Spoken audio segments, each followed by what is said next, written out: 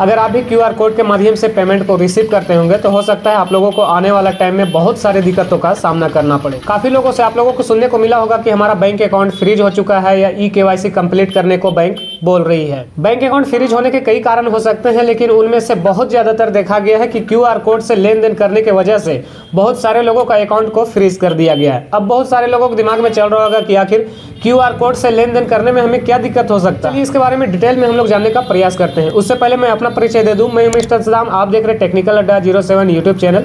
यदि अगर आप लोग इस चैनल पे पहली बार आए हुए तो चैनल को सब्सक्राइब करके आप लोग इस चैनल से जुड़ जाएं। एंड अगर आप लोग वीडियो को फेसबुक पे देख रहे होंगे तो पेज को फॉलो कर लें। देखिए, मार्केट में क्यूआर कोड तो आप लोगों को अलग अलग प्रकार के देखने को मिलता होगा। कहीं भी बाजार में जाते होंगे आप लोगों को अलग अलग प्रकार के वहाँ पे क्यूआर कोड देखने को मिलता होगा। लेकिन अगर आप फोन पे, गूगल पे वगैरह कुछ भी यूज़ करते हैं, सपोज कीजिए अगर आप फोन पे को यूज़ करते हैं पेमेंट को लेन देन करने के लिए, तो वहाँ पे आप क्या गलती कर देते हैं। आपका बैंक अकाउंट फ्रीज होने का सबसे बड़ा क्या कारण हो सकता है कि अगर आप लोग फ़ोन पे यूज़ करते हैं या पेटीएम या गूगल पे वगैरह कुछ भी यूज़ करते हैं, तो आप लोग क्या करते हैं कि आपका जो प्रोफाइल से फ़ोन पे, सपोज कीजिए फ़ोन पे आप यूज़ कर रहे हैं, वहाँ से जो आप फ़ोन पे से आपका प्रोफाइल से निकल करके क्यूआर कोड होता है आपका, जो फ़ोन पे से निकाल करके आप कहीं भी ट्रांसफ़र कर देते हैं पेमेंट को रिसीव करने के लिए, जो कि आप यहीं पर बहुत बड़ा गलती कर रहे हैं। कभी भी आपको पेमेंट को रिसीव करना है तो आप लोग फ़ोन पे, गूगल पे या पेटीएम कोई सा भी एप्लीकेशन आप लोग यूज़ करते होंगे, उसमें जो निकला हुआ क्यूआर कोड है उसे आप कहीं भी ट्रांसफ़र नहीं करेंगे। आपका बैंक अकाउंट को फ्रीज होने के लिए 1 रुपये का पेमेंट ही काफ़ी है। अब यहाँ पे बहुत सारे लोगों के दिमाग में चल रहा होगा कि आखिर क्यूआर कोड भेजने से कहीं पेमेंट को रिसीव करने से कैसे अकाउंट हमारा ब्लॉक हो सकता है। तो आप लोगों को जानकारी के लिए हम बता दें कि अगर आप लोग पेमेंट को रिसीव करने के लिए अपना प्रोफाइल से निकाल करके कहीं स्कैनर शेयर करते हैं,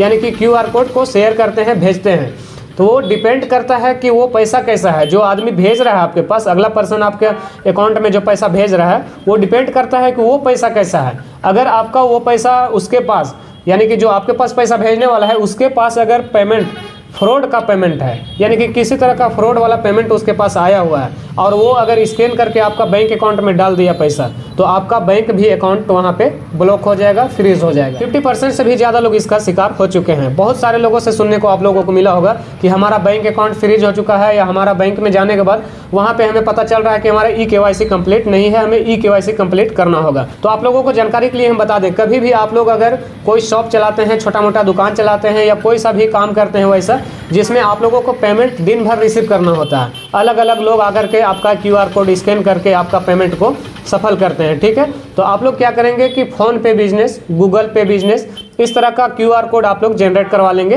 कहीं भी आप लोगों को बिजनेस अकाउंट ओपन करवा लेना है, ठीक है। वहाँ से जो क्यूआर कोड आप लोगों को बॉक्स वाला देखने को मिलता होगा, जिसमें आप लोगों को अकाउंट जोड़ने के बाद एक बॉक्स भी मिलता है उसमें, जो कि आप स्कैनर को लगाते हैं। कहीं भी स्कैनर को लगाएंगे वो बॉक्स आपको बताएगा कि कितना आपका पेमेंट रिसीव हुआ है। इस तरह से आप लोग कभी भी लेन देन करते हैं तो आप लोग ध्यान में रखिएगा कि आपका जो भी पेमेंट रिसीव होगा वो आपका पर्सनल वाला क्यूआर कोड में नहीं होना चाहिए, आपका बिजनेस वाला क्यूआर कोड में होना चाहिए। कभी भी आप लोग रिसीव करेंगे पेमेंट को, बिजनेस वाला अकाउंट में ही आप लोग रिसीव करेंगे। अब वो जो क्यूआर कोड आप लोगों को मिलेगा, उसमें जो क्यूआर कोड से स्कैन करके आपका पेमेंट आएगा, वो आपका डायरेक्ट अकाउंट में पेमेंट रिसीव नहीं होगा।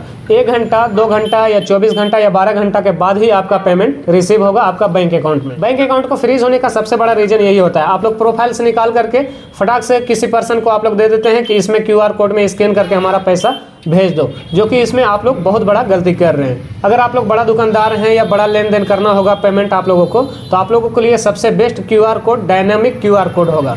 वो आप लोग अपना रजिस्टर करा लेंगे। डायनामिक क्यूआर कोड में आप लोग क्या होता है, उसमें अलग अलग प्रकार के क्यूआर कोड है। चलिए अगला वीडियो में हम आप लोगों को बता देंगे, लेकिन सबसे बेस्ट आप लोग अगर बड़ा दुकानदार हैं तो डायनामिक क्यूआर कोड जनरेट करा लेंगे और उसमें आप लोग पेमेंट को रिसीव करेंगे। चलिए अगला वीडियो में हम आप लोगों को बता देंगे कि डायनामिक क्यूआर कोड क्या होता है और स्टैटिक क्यूआर कोड क्या होता है।